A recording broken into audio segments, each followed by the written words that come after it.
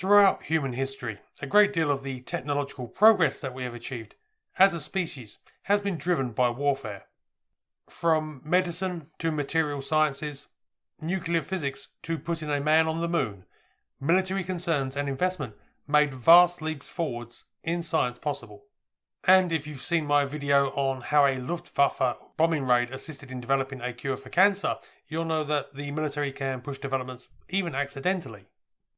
Of course, with all this progress, there have been more than a few, shall we say, cul-de-sacs.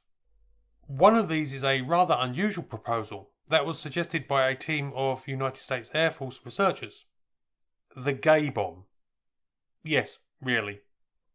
The proposal, which was requesting $7.5 million for research, was to develop a scent or pheromone weapon that could be dropped or sprayed on enemy troop formations, which would turn them homosexual. This would mean that the enemy would literally make love not war with one another, and was advocated as a humanitarian weapon. Now, I suspect I know what you are thinking. If you are a student of military history, which is likely as you are watching this channel, you are considering how during the early Cold War, the 1950s and 60s, all sorts of bizarre ideas were not just considered for research, but achieved funding. From experiments using LSD and other hallucinogenic compounds to the alleged exploration of black magic as a weapon under Project McOfton, pretty much nothing that might have had a grain of usability was off the table as the United States and the Soviet Union both grappled for dominance. Problem is, the gay bomb proposal was made in 1994.